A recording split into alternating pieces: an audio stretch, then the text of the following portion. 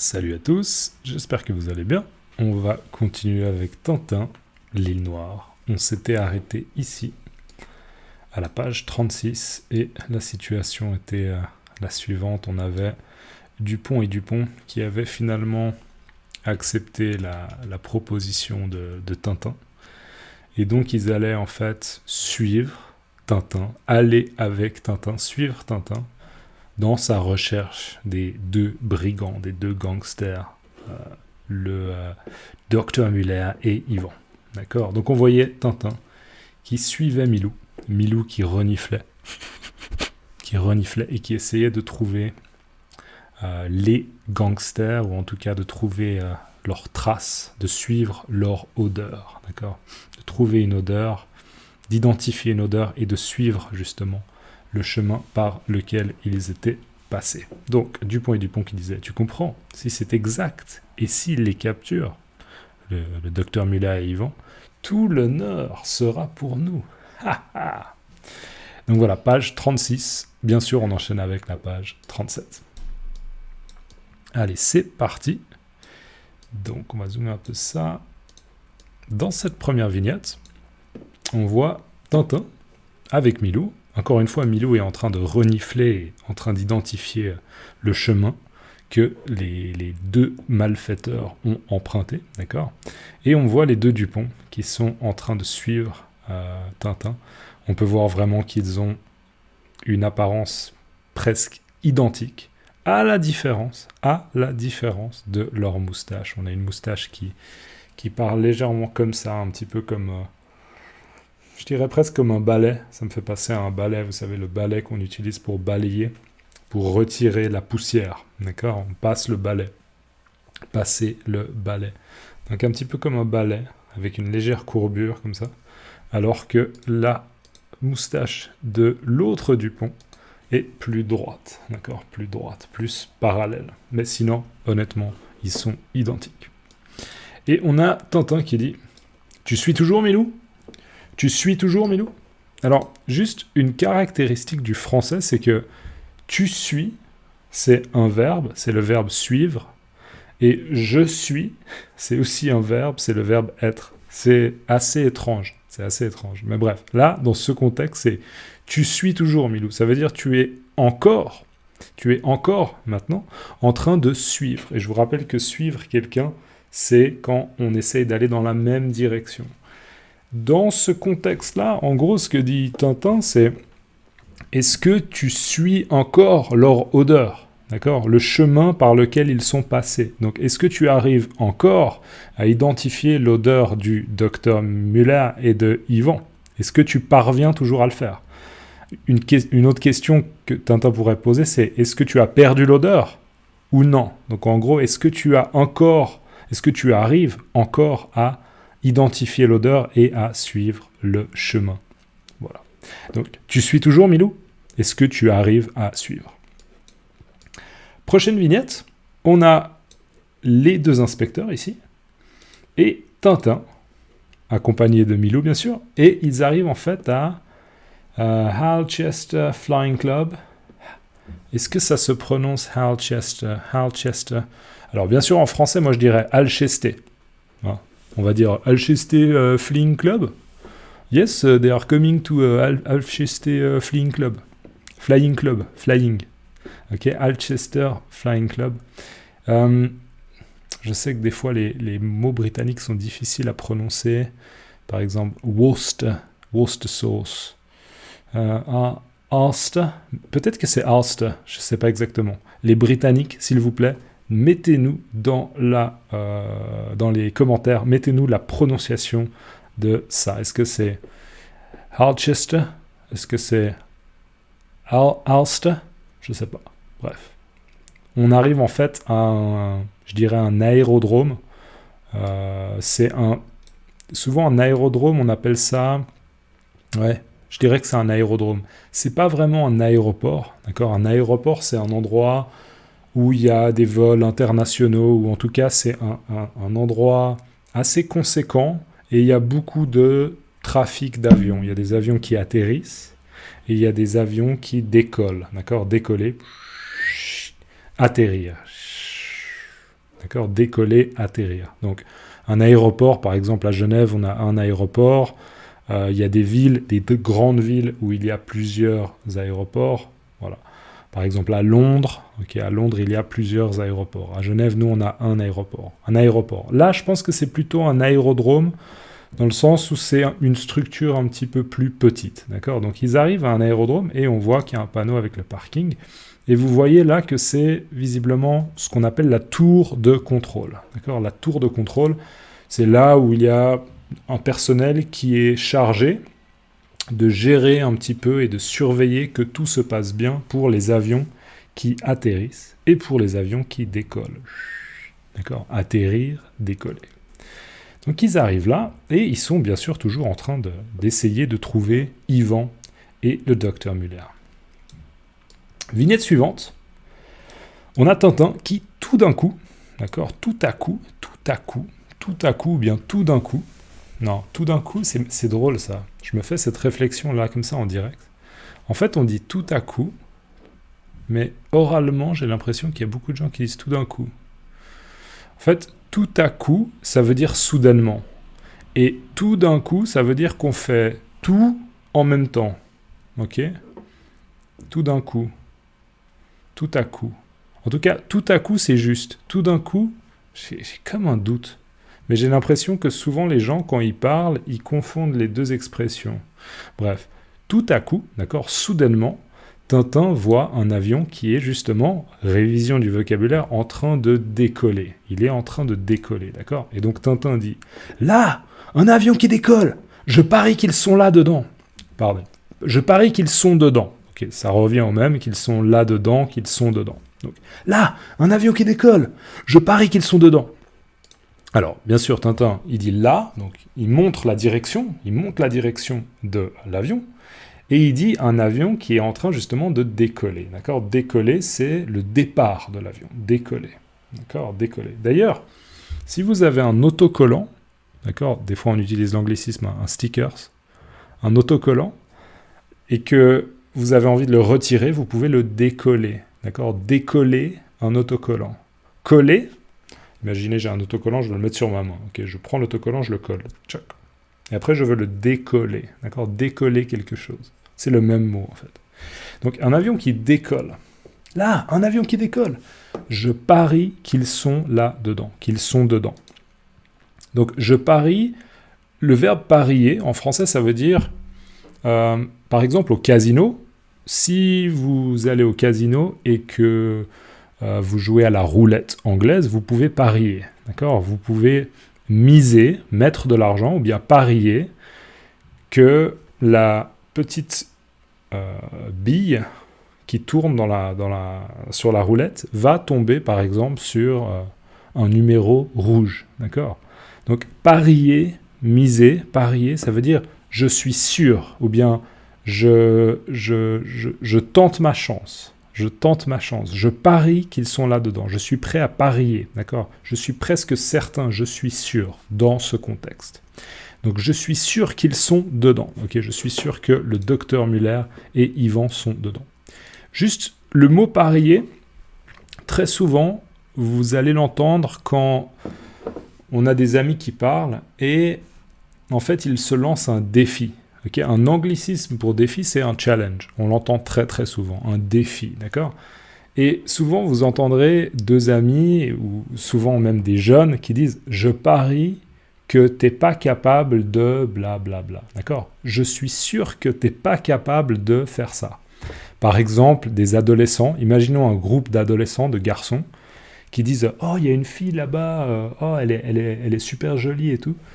Et ils discutent et il y en a un peut-être qui dit « Oh, je suis sûr que t'es pas capable, je parie que t'es pas capable d'aller lui demander son numéro de téléphone. » D'accord ? Et après l'autre il dit « Mais si, ok, je peux le faire. » Puis il y va, puis il dit « Salut, je te trouve assez jolie, tu voudrais qu'on aille boire un café ? Je peux avoir ton numéro de téléphone. » Et après il revient et les autres ils sont « Wow, tu l'as fait, bien joué. » D'accord ? Donc je parie que, parier que. Okay ? En gros là, Dans ce contexte de Tintin, c'est « je suis sûr que ». Mais on peut faire des paris entre amis, d'accord? Gagner un pari ou bien perdre. J'ai perdu mon pari. J'ai perdu mon pari. Voilà, pari. Donc je parie qu'ils sont dedans. Tintin est certain que Yvan et le Dr Muller sont dedans. Alors, vignette suivante, et là, il y a de l'action. Vous voyez l'avion en question, d'accord, l'avion dont on a parlé avant, l'avion en question, vous voyez l'avion en question qui, en fait, là, est en train de se diriger en plein vers nos 3 amis, Tintin et les Dupont. Bien sûr, je devrais dire nos 4 amis, parce qu'il y a aussi Milou, en fait. Donc, l'avion qu'on a vu avant est en train de se diriger sur nos 4 amis. Sur nos 4 amis. Sur nos 4 amis.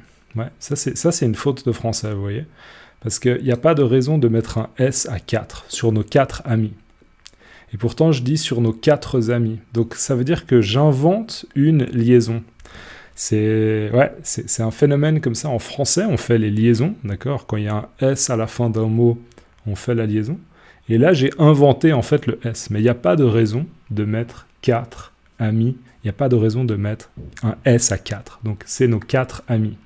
Donc, l'avion se dirige sur nos 4 amis et non pas nos 4 amis. C'est ce qu'on appelle un phénomène intéressant, c'est ce qu'on appelle un phénomène d'hypercorrection. Le phénomène d'hypercorrection, c'est quand on rajoute quelque chose qui est en fait erroné. On fait une liaison qu'il n'y a pas lieu de faire. D'accord? Ou bien on rajoute quelque chose qu'il n'y a pas lieu de rajouter. Bon voilà, je le fais comme ça, en direct, et du coup j'en profite pour vous exposer à du vocabulaire en plus. Donc nos 4 amis se font menacer par un avion qui s'approche d'eux et qui menace peut-être de les tuer. D'accord? Et là on a Tintin qui s'exprime. Attention! Il pique droit sur nous! D'accord? Il pique droit sur nous. Alors, piquer, si vous avez quelque chose de pointu, encore une fois, je reprends cet exemple, mon porte-mine là, okay, un petit peu comme un crayon, mais on l'utilise, on met des mines dedans, ce qu'on appelle un porte-mine. Moi, j'aime bien les porte-mines. Si j'ai un porte-mine là et que je le pique sur ma main, ouch, ok, il pique, il fait un peu mal, aïe, ok, il pique. Une abeille, okay, zzz, elle peut piquer. Mais là, pour un avion, c'est l'idée qu'il va piquer, il va se diriger vers le bas de manière assez soudaine. D'accord? Un avion qui vole, et tout d'un coup, il pique. D'accord? C'est pas la même chose, ok? C'est pas la même chose que se cracher. Se cracher, c'est se diriger vers le bas et s'écraser au sol, se cracher. Mais piquer, ça veut dire qu'il y a un changement soudain dans la direction que prend l'avion, et il se dirige vers le bas de manière assez brutale, assez violente, assez soudaine. D'accord? Donc attention, il pique droit sur nous. Donc droit, ok? La trajectoire est droite en direction de nous. Donc attention, il pique droit sur nous. Et là, on voit l'avion qui s'approche. Comme d'habitude, on a ces petites gouttes qui signifient un petit peu l'état de stupeur, d'effroi, d'appréhension dans l'état donc, dans lequel sont nos amis. Vignette suivante, là on a un gros plan sur ce qui se passe. Je vais dézoomer un peu. Et regardez, on voit l'avion en question, d'accord, l'avion dans lequel, cette fois, on le voit, hein, c'est très très clair. On a le Dr Muller qui est à gauche là pour nous, et on a Yvan qui est aux commandes, on pourrait dire il est aux commandes de l'avion, c'est lui qui pilote l'avion. Et ils ont en effet tenté de tuer nos 4 amis, donc Dupont et Dupont, Tintin et Milou. Après, il faut le préciser, on voit que nos amis ont réussi à esquiver, on pourrait dire, ils ont réussi à esquiver l'avion, ils ont réussi à se sauver, probablement en se lançant, enfin non pas se lancer, mais en sautant sur le côté afin d'éviter justement la trajectoire de l'avion. D'accord? Donc ils ont réussi à esquiver, on pourrait dire d'une certaine manière, la charge de l'avion. Et on voit Milou là à droite. Donc ça c'est pour cette vignette. Et On passe à la suivante. Alors là, on a la réaction d'un Dupont qui va insulter les malfrats, les malfaiteurs. Et il dit « Canaille! Canaille !» avec sa canne comme ça dans la main. « Espèce de canaille! Canaille !» Et l'autre dit « Je dirais même plus. » D'accord. Alors c'est quoi canaille?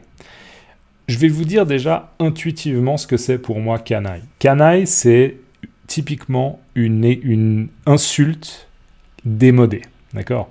Aujourd'hui, si vous avez des jeunes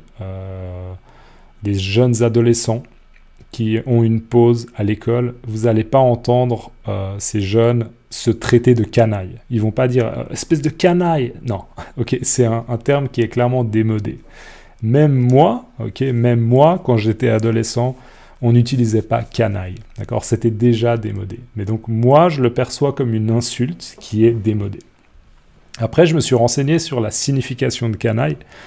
Alors déjà, expliquer ce que ça veut dire, je pense une bonne manière de le définir, c'est, j'ai trouvé ça dans un dictionnaire, c'est une personne malhonnête et méprisable. D'accord? Donc une personne qui n'est pas honnête, c'est une personne en qui on ne peut pas avoir confiance, parce qu'elle est malhonnête. D'accord? Donc personne malhonnête et méprisable. D'accord? Et avoir du mépris pour quelqu'un, c'est vraiment dire « Oh, cette personne, je l'aime pas. Cette personne, elle ne mérite pas mon respect. » D'accord? Je méprise cette personne.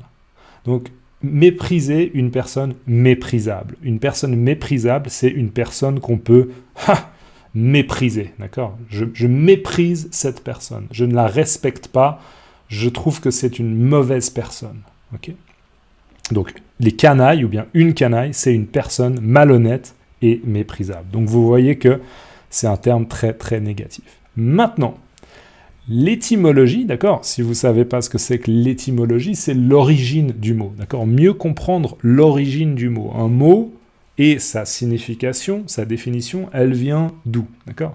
Donc, l'étymologie, c'est intéressant. Je crois... Alors, ça vient d'italien, je ne me souviens plus. C'était quoi? C'était Canaglia. Je crois que c'est Canaglia, mais je ne suis pas sûr. Si vous êtes italophone, dites-nous dans les commentaires. Mais ça veut dire, en fait, à la base, canaille, ça vient d'un terme italien, d'accord, d'un mot italien qui veut dire une meute de chiens. Une meute, c'est ce qu'on utilise pour dire un groupe, par exemple, de loups. Ou bien un groupe de chiens, d'accord? Une meute. En gros, c'est un groupe d'animaux. Une meute. Donc, une meute de chiens. Donc, à la base, en fait, on utilise le mot canaille pour parler des gens dans la société qui sont de classe basse. Le peuple, d'accord? Pas les gens importants, les gens qui font partie de la bourgeoisie, peut-être, ou bien de la noblesse, les gens importants qui ont de l'influence, mais le bas peuple. D'accord? Les gens qui font partie des classes basses, d'accord? Les canailles. Et donc voilà, c'est ça l'origine de cette insulte. Espèce de canaille, ok? Si vous êtes dans un pays francophone ou dans une région francophone, essayez juste pour la plaisanterie, ok? Faites-le pas au travail avec votre patron ou bien quelqu'un que vous connaissez pas bien. Mais si vous avez vraiment des amis proches qui sont francophones, essayez juste pour tester, de les traiter de canailles dans un contexte où vous faites une blague. Okay? Imaginez, ils se moquent de vous et qu'ils disent « Ah, t'as fait une faute de français, là, espèce de canaille. Okay? » Essayez de les insulter en utilisant le mot canaille et je pense que leur réaction, ce sera probablement un sourire. Parce que, justement, encore une fois, le mot canaille est très démodé. Okay, il n'est pas à la mode, il est très démodé. Donc c'est toujours drôle d'entendre des expressions qu'on n'a pas entendues depuis longtemps. Voilà. Dites-moi dans les commentaires si vous essayez une fois. Donc, canaille! Et là, comme d'habitude, on a l'autre Dupont qui dit « Je dirais même plus ». D'accord? Donc c'est sa phrase clé où il dit « J'ai même envie d'ajouter ». D'accord? Je dirais même plus. Je vais même ajouter. Et en fait, je crois qu'il ajoute rien. Voilà, il ajoute rien. Alors, l'avion repart. Et sur la vignette suivante, on voit l'avion en question qui est en train de s'envoler. Cette fois, on pourrait dire pour de bon. D'accord ? Il a visiblement pas l'intention de revenir et à nouveau de piquer sur nos amis. Non. Cette fois, pour de bon, il s'est envolé. D'accord ? L'avion s'est envolé. Et là, on a les Dupont qui se préoccupent de leur chapeau. D'accord ? Ils disent « Et nos chapeaux ? Et nos chapeaux ?» D'accord ? Donc là, on voit les deux chapeaux des Dupont ils les ont toujours avec eux, leurs chapeaux. Et l'autre Dupont qui dit « Là-bas !» D'accord ? Là-bas. Donc il montre la direction, cette direction-là des chapeaux. D'accord ? Et nos chapeaux ? Là-bas. Donc en gros, nos chapeaux, ils sont là-bas. Ils sont ici. Et si vous observez bien cette image, vous verrez que là, Tintin, encore une fois, il ne perd pas de temps. D'accord ? Il perd pas de temps. Tintin ne perd pas de temps et il se dirige vers cet avion-là, visiblement, cet avion rouge. On a un avion rouge avec un homme à gauche. Et on va passer à la vignette suivante. Alors là, on a les deux Dupont. On a un gros plan sur eux. Ils sont en train de marcher avec leur canne dans la main droite, chacun. Ils ont chacun leur canne dans la main droite. Et ils échangent quelques mots sur ce qu'il vient de se passer. D'accord ? Ce qu'il vient de se passer. Donc un peu leur réaction. Alors le premier dit « Les misérables, des chapeaux presque neufs ». Alors les misérables. Misérables, c'est un terme très négatif. Et des gens misérables, c'est des gens... Ça peut avoir, je dirais, deux sens. Le premier sens, ce serait des gens qui vivent dans des très très mauvaises conditions. D'accord ? Des conditions misérables. D'accord ? Les misérables. Mais en général, je dirais que le deuxième sens, c'est le sens le plus courant, d'accord ? Le plus commun, le plus courant, c'est les misérables. C'est une manière de dire que ces gens sont justement, encore une fois, méprisables. D'accord ? Des gens, ce sont des canailles, ce sont des personnes malhonnêtes, méprisables, désagréables. D'accord ? Ah, les misérables. C'est misérable. Souvent, on l'utilise en tant qu'adjectif aussi. Okay ? Les misérables. Donc voilà.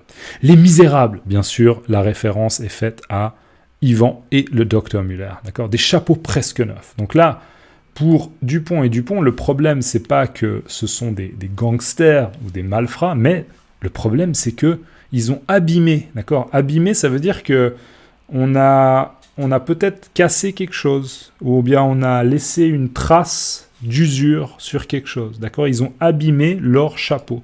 Alors là, sur l'image, en tout cas, les chapeaux, ils ont l'air en bon état. Ils ne sont pas, par exemple, déchirés. D'accord ? Ils ne sont pas déchirés.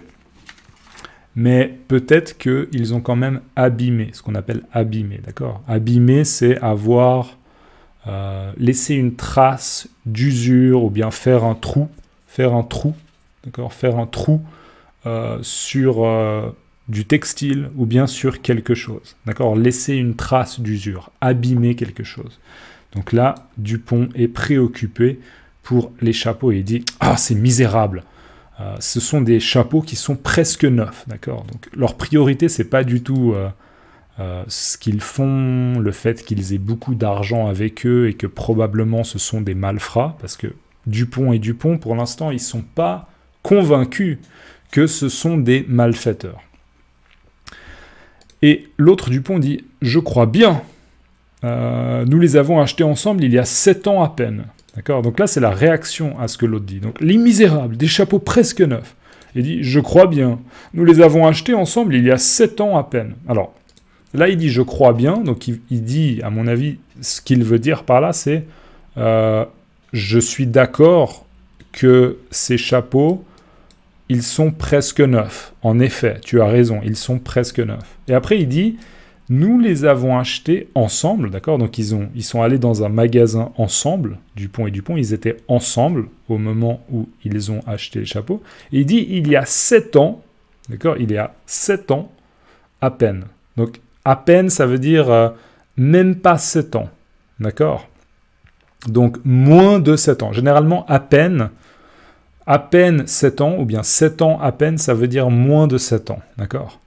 Si un travail, il vous prend à peine 20 minutes, ça veut dire que généralement, il vous prend 20 minutes ou moins. Ou même, ça veut dire qu'il vous prend moins de 20 minutes, d'accord ? À peine, ou bien à peine. D'accord? Donc il dit, oui, en effet, je suis d'accord avec toi, je crois qu'on les a achetés il y a moins de 7 ans. Après, ce qui est étrange dans cette scène et dans cet échange entre les deux personnages, c'est que, pour moi en tout cas, dans ma conception des choses, 7 ans pour un chapeau, je trouve que c'est pas forcément neuf. Pas du tout même. Mais bref, je sais pas, je pense qu'il y a clairement une intention un petit peu humoristique là-dedans. On arrive à l'avant-dernière ligne, donc on va faire une petite page de pub, et on se retrouve après pour la dernière ligne. J'en profite pour remercier tous les gens qui me soutiennent sur Ko-fi, Patreon, Super Thanks, PayPal. Merci du fond du cœur. Et si vous ne l'avez jamais fait, n'hésitez pas à regarder, ça m'aide beaucoup, ça m'aide à développer le projet. On se voit après la pub. À tout de suite.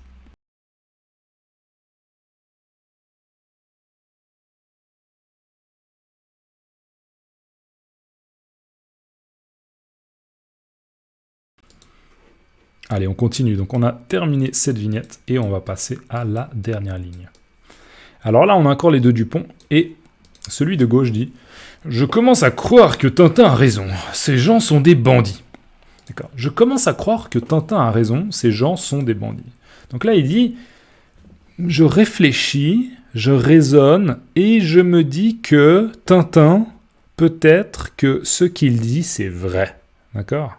Donc, Dupont, là, il s'imagine que peut-être que Tintin dit la vérité. D'accord? Tintin, on se souvient, il a dit « C'est pas moi qu'il faut arrêter, d'accord? C'est pas moi qu'il faut menotter, mettre en prison. C'est eux, c'est le docteur Muller, c'est Yvan, il faut les attraper. Ce sont des gangsters, des bandits, des malfrats, des malfaiteurs. » D'accord? Donc, Dupont, il dit « Je crois que, en fait, finalement... » Après réflexion, je pense que Tintin, il dit quelque chose de vrai. C'est vrai ce qu'il dit, d'accord? Ces gens sont en effet des bandits. Quand il dit ces gens, il fait clairement référence au docteur Muller et à Yvan, d'accord? Les gens qu'on a vus dans l'avion et qui justement essayaient de charger, d'accord? De piquer sur Dupont, Milou et Tintin. Donc clairement, des gens qui sont prêts à tuer pour protéger leur commerce illégal ou leur trafic. Voilà, leur trafic illégal d'argent, de drogue, de CD de Justin Bieber. Ça, personne ne le sait pour l'instant, mais on va continuer l'histoire et en apprendre plus là-dessus. Je commence à croire que Tintin a raison. Ces gens sont des bandits, d'accord, bandits, gangsters. Et l'autre qui répond, des bandits. Je dirais même plus, ces gens sont des bandits. Voilà mon opinion. Alors là, bien sûr, c'est une blague récurrente, d'accord? Il essaye de dire, j'ajouterais même que... Et en fait, il ajoute rien du tout, il dit exactement la même chose, d'accord? Donc il dit des bandits, des gangsters. J'aimerais même ajouter, d'accord? Je dirais même plus. J'aimerais ajouter, ces gens sont des bandits. Il dit exactement la même chose. Voilà mon opinion. Et il clarifie que c'est ça sa pensée, alors qu'il ne fait que répéter. D'accord? Je relis une dernière fois, et après on passe à la suivante. Je commence à croire que Tintin a raison. Ces gens sont des bandits. Des bandits, je dirais même plus. Ces gens sont des bandits. Voilà mon opinion. Et on les voit, ils ont retrouvé leur chapeau. Alors c'est noir sur noir, donc on ne voit pas vraiment, mais je crois bien qu'ils tiennent leur chapeau. La suite. Là, on voit Dupont et Dupont qui remettent leur chapeau sur la tête. D'accord? Le chapeau, des fois, on l'appelle couvre-chef. Un couvre-chef. C'est un mot pour exprimer le mot chapeau. D'accord? Donc, on retire son chapeau avant de, je sais pas, saluer quelqu'un. On retire son couvre-chef avant de saluer quelqu'un. D'accord? Un couvre-chef, c'est... une expression qui veut dire un chapeau, un couvre-chef. Si vous aimez cette expression, écrivez-la maintenant dans les commentaires. D'accord? Un couvre-chef. Un couvre-chef. Laissez-moi un couvre-chef dans les commentaires. Alors là, on a Dupont et Dupont qui remettent leur couvre-chef sur la tête et tout d'un coup, ils sursautent. Ok, ils sursautent. Oh, ils sursautent parce qu'ils entendent. Et non, ce n'est pas une tondeuse à gazon, d'accord? Non, c'est... Il s'agit, mesdames et messieurs, d'un avion. D'accord.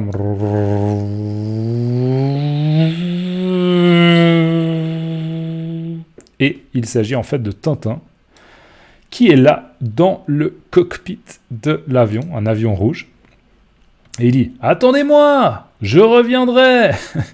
Ce qui est certes un petit peu absurde, je pense clairement humoristique. Il dit à Dupont et Dupont « Attendez ici, d'accord, à l'aérodrome, je vais revenir. Vous inquiétez pas, d'accord, je vais revenir. » Je pense que c'est un petit peu optimiste. Je pense que Tintin va avoir pas mal de travail à essayer de poursuivre le docteur Muller et Yvan. Ça va être difficile de revenir rapidement à l'aérodrome. Mais je pense qu'il y a clairement quelque chose de un peu absurde, un peu ironique, un peu presque un peu moqueur, je dirais. Il est un peu moqueur, comme s'il se moquait un peu de Dupont et Dupont. « Hé, vous vouliez me suivre, vous vouliez m'arrêter. Bon, vous inquiétez pas, je vais revenir, je suis un personnage honnête. » Ok, donc Tintin. « Attendez-moi, je reviendrai. » D'accord, et il s'envole. Je vous rappelle que il s'était aussitôt, ça veut dire directement, rapidement, okay, il s'était aussitôt dirigé vers l'avion rouge, là, d'accord? Donc c'est ça en fait. Pendant que les Dupont s'occupaient de leur chapeau, d'accord? Pendant que les Dupont étaient préoccupés par leur chapeau, Tintin n'a pas perdu de temps, d'accord? Tintin, il est très très pragmatique. Il va, on pourrait dire, droit au but, d'accord? Droit au but, et ça c'est une liaison qui est juste. Droit au but ou bien droite au but. Droite au but, d'accord? C'est pas 4 amis, c'est 4 amis. Mais par contre, on peut dire clairement droit au but, ça c'est juste. Droit au but.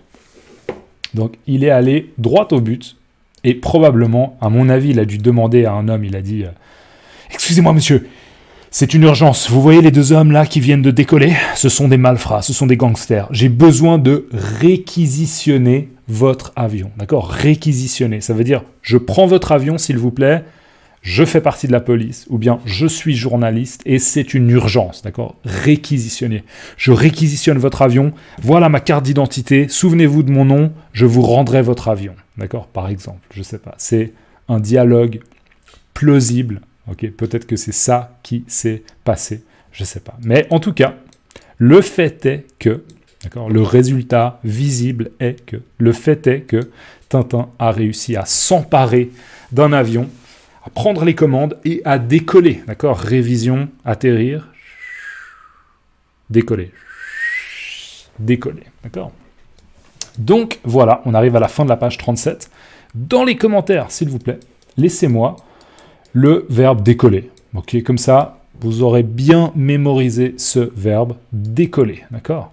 Donc, un avion qui décolle. Vous pouvez mettre simplement un avion qui décolle dans les commentaires, ok? Sinon, vous pouvez aussi me mettre, si vous aimez bien cette expression, il pique droit sur nous. Ok, il pique droit sur nous. Ça, c'est une autre option. Vous pouvez laisser dans les commentaires. Il pique droit sur nous. Ou bien vous pouvez me mettre, si vous voulez, aussi l'expression que j'ai utilisée quand je parlais, j'ai dit « droit au but ». Droit au but. Droit au but. Si vous aimez cette expression, faites-vous plaisir. En tout cas, merci pour les commentaires, ça aide l'algorithme. J'ai pas le temps de répondre à tous les commentaires, j'ai pas le temps de mettre des cœurs sur tous les commentaires, mais j'apprécie beaucoup, merci beaucoup, vraiment, ça m'aide. Allez, 2 questions. Question simple déjà.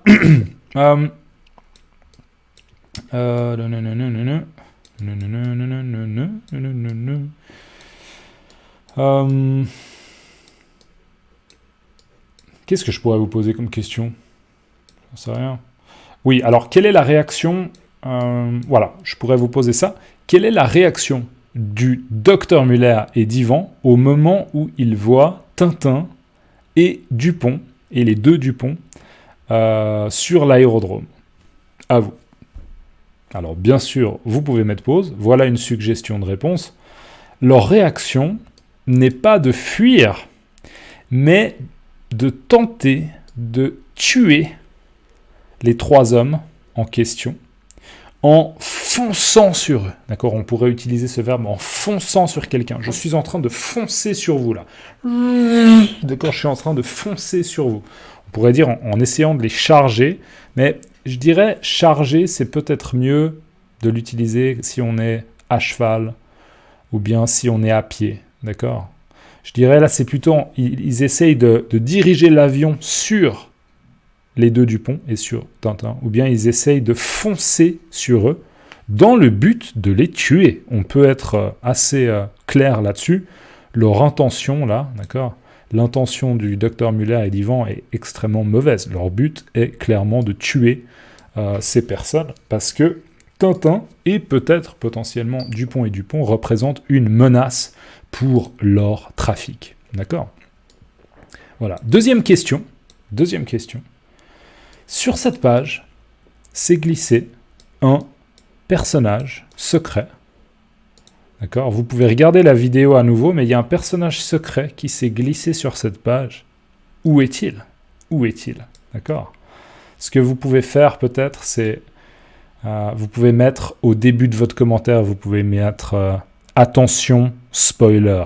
Attention spoiler. Comme ça, les gens qui n'ont pas trouvé le personnage secret de la page, eh ben, ils vont pas juste voir la réponse comme ça. Ils peuvent à nouveau regarder la vidéo. Mais sur cette page, c'est caché un personnage secret. Où est-il? Et surtout, qui est-il? Et ma question est la suivante. Est-il lié au trafic du docteur Muller et d'Ivan? Nous le saurons dans le prochain épisode. D'accord, fin de la page 37, mesdames et messieurs. Je vous souhaite une excellente après-midi, ou bien une excellente matinée, ou bien une excellente nuit, si vous allez vous coucher, ou bien un bon appétit. Je vous souhaite bon appétit si vous allez manger. Je remercie toute la communauté des gens qui sont très actifs dans les commentaires, qui me soutiennent sur Ko-fi, Patreon, Super Thanks, PayPal, tous les moyens de me soutenir. Merci beaucoup. N'hésitez pas, si à un moment vous avez 5$ et que vous dites « Ah, j'ai bien envie d'encourager le projet French Comprehensible Input », n'hésitez pas, ça m'aide toujours. Je vous remercie et on se voit dans la prochaine vidéo. Ok? Prenez soin de vous et surtout faites attention, si vous voyez un avion bleu comme ça, protégez-vous, ok? Parce que si ça se trouve, c'est le docteur Muller et Ivan et maintenant on le sait, ok, on pourrait utiliser l'expression Dieu sait que, ok, Dieu sait que ces personnages sont des misérables, des canailles. Tonnerre, ce sont des brigands, des malfrats, des malfaiteurs. À la prochaine. Ciao.